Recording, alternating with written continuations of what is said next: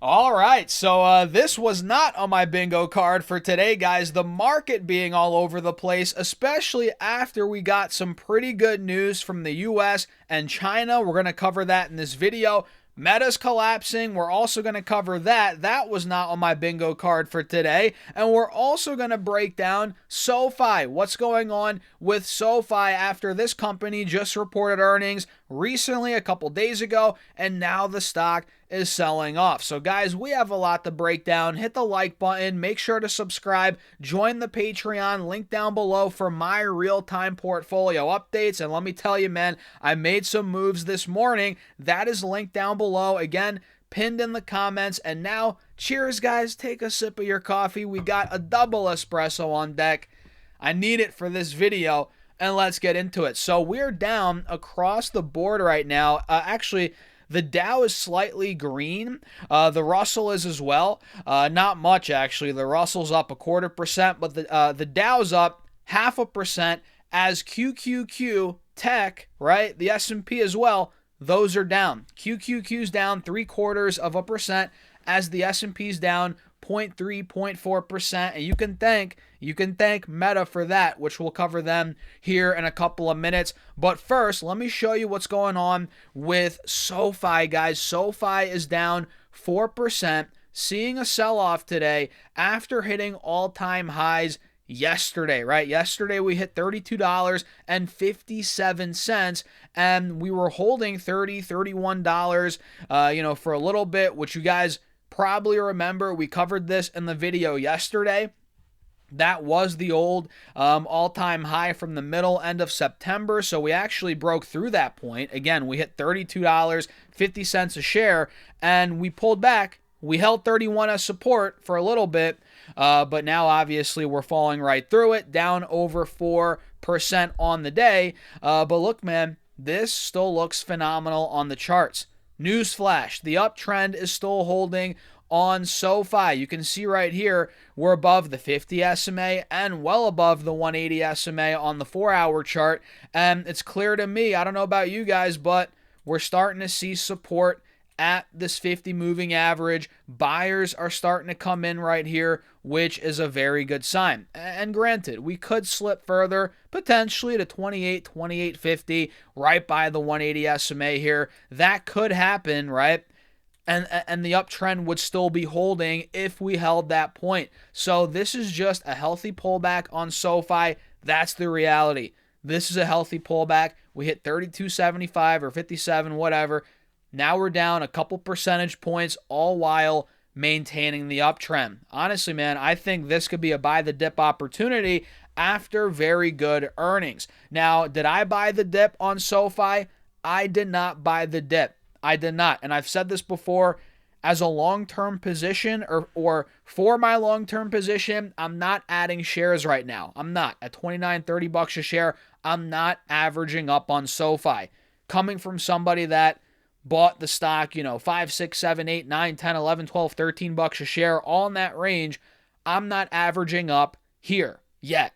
I got to keep it real. I'm not. But as a swing trade in my trading account, completely different.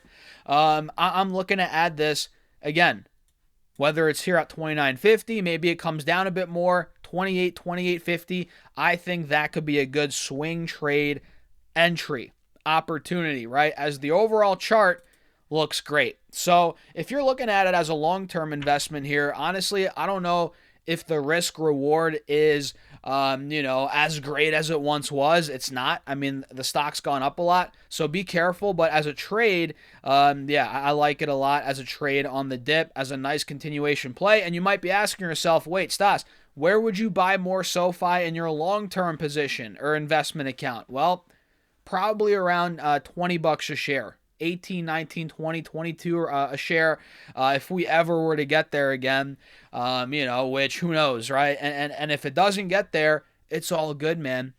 SoFi is a position that I built out a while ago, and now I'm just sitting on it. That's how it is in the market sometimes, man. Sometimes you don't add to a stock for a while.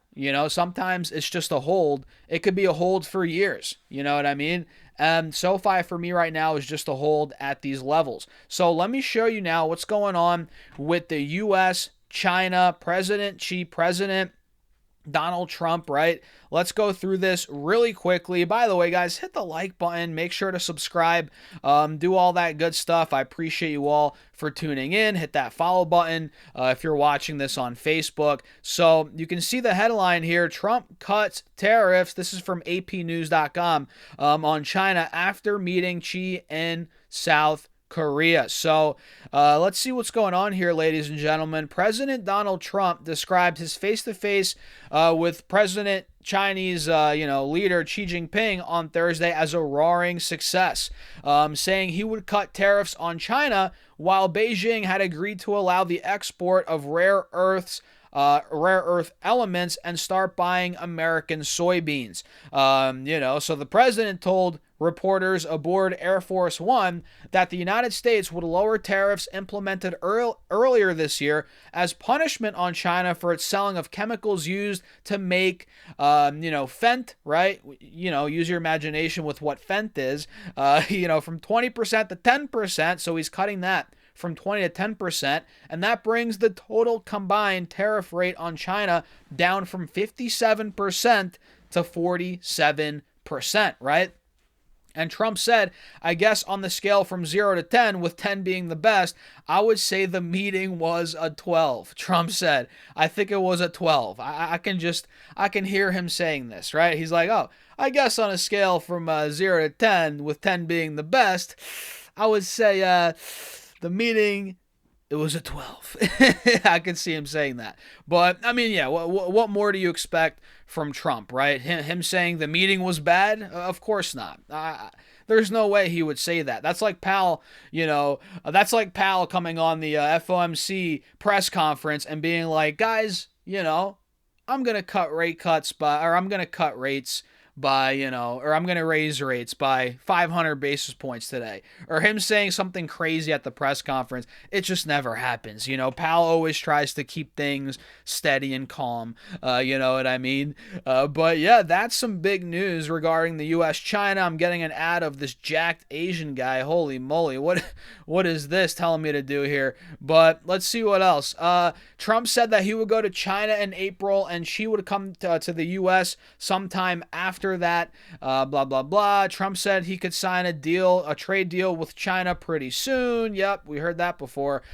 She said Washington and Beijing would work to finalize their agreements to provide peace of mind to both countries and the rest of the world, according to a report on the meeting.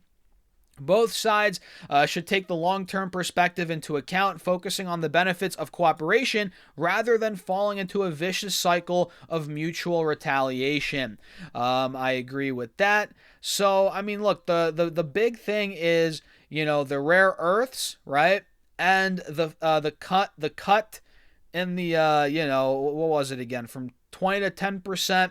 The chemicals used to make right? They cut that from 20 to 10%. So yeah, some good news, but obviously not, a full-on, trade deal, right? Obviously the market doesn't really care right now, clearly. I mean, a lot of this was priced in, nothing groundbreaking came out of it, and the fact that Meta came out and their stock's tanking, well, that's putting a damper on the entire stock market, ladies and gentlemen, which guess what? Guess who bought Meta stock today? You're looking at them. Hello, how's it going? My name's Stas. I bought Meta stock today, guys. Maybe a little too early. Who cares? I think it's a good dip buy anyway. I bought it at $684 a share. It got down to $650. All right. We didn't time the bottom. You can't do that anyway, right? For the most part, unless you're Biff from Back to the Future 2 with the almanac. You guys know the almanac. Man, if you had an almanac for the stock market, whoo-wee, that would be nuts. But either way, Meta is up a lot now off the low. And I'm still down. We're at 677. But listen, guys, this company reported great earnings. We're not going to dive too deep into it right now. But you saw they beat EPS. They beat revenue. They upped their guidance, right? There was a one-off I'm blanking, tax charge, right? It was about $16 billion. That's, affecting the stock a little bit, but also the CapEx, right? They're spending more money on AI than anticipated, and maybe investors are like, okay, what's going on here? Are they investing too much money into AI infrastructure, right? Are they putting too much into this? Will this make the stock look more expensive next year? Is this going to affect the numbers, right? Is it going to make the stock price go down? Are they spending too much? People are almost getting a little PTSD, if you will, from the metaverse. Do you guys remember when Meta switched their name, right, from Facebook to Meta? They started investing so much into the metaverse, which people were like, whoa, Zuckerberg, what are you doing, bro? What's going on with this metaverse? We're investing a lot of money into this. What's going on? And people were freaking out. The stock was crashing. You guys probably remember that. And he reversed course on that. That's why I have big respect for Zuckerberg, right? He listens to his shareholders, his investors, as he should, as he should. But there are a lot of other CEOs out there, founders, that don't give a crap about their investors. That's the reality. Not many, right? But whatever. We're not going to talk about that. But he pivoted hard out of the metaverse, right? And the stock price went bananas. I mean, look, it 10x'd off the lows in 2022. That's insane. So he went from going, I say that to say this, people were freaking out about them overspending on the metaverse, and he cut back on that, So he's listening to shareholders. Now they're freaking out. Oh my God, they're spending too much on AI. But I think I have full faith in Zuckerberg. This is not a metaverse. The metaverse is kind of BS. Let's be honest. When we first saw the metaverse and people buying real estate in the metaverse, this, that, which sure, there's going to be a metaverse. It's going to be a thing. But is it going to be as big as people think? I don't know. But the point is, guys, that I think AI is going to be a lot bigger than what people think, and the investments here are justified. And I feel like this huge drop is an overreaction, guys. It's not like they're spending $100 billion more in CapEx or something. They increased it by not that much. But look, it's a no-brainer buy the dip for me.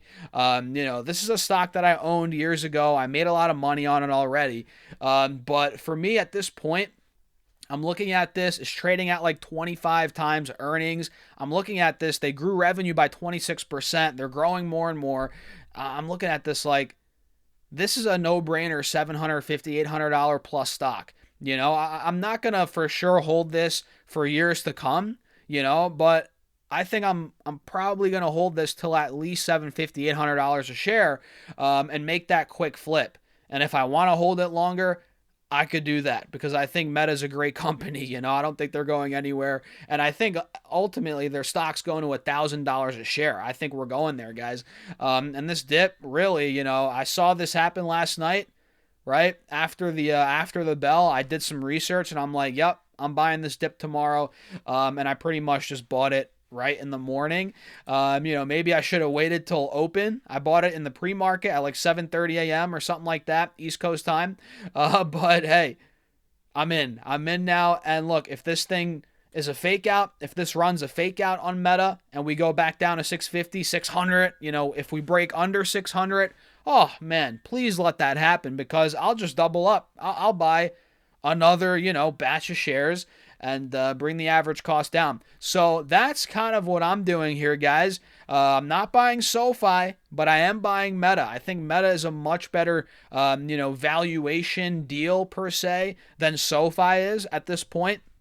And granted, if Sofi was at $10, that'd be a different story. But the big move in Sofi realistically has already been made. Do you see Sofi going to $100, $200 a share? It could, but I'm not fully banking on that. Or even it going to $50 over the next 12 months. That is kind of risky to make that bet.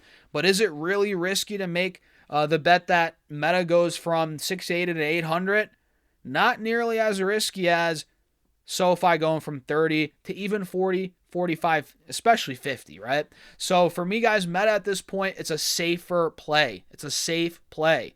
Nothing's 100% safe in the market, but when it comes to big tech, this dip, it's kind of a no-brainer, and it's already about to crack 680 as I'm making this video. Look at this thing go, man. I'm about to be green, and I think we're going a lot higher. What do you guys think? Let me know. Follow along for more. Check out the link in my bio and in the description box, pinned in the comments as well, for my Patreon. Listen, guys, I post all my updates, portfolio updates, when they happen, when I make the moves, on Patreon and in the Discord. You also get my chart ideas throughout the week, and it's $10 a month or $20 a month, depending on the tier that you sign up for. And it's worth it, man. If you want to see, again, how I build a portfolio, work with me more one-on-one, we can talk in the DMs, that is on Patreon. And with that being said, guys, cheers. I'll see you in the next video.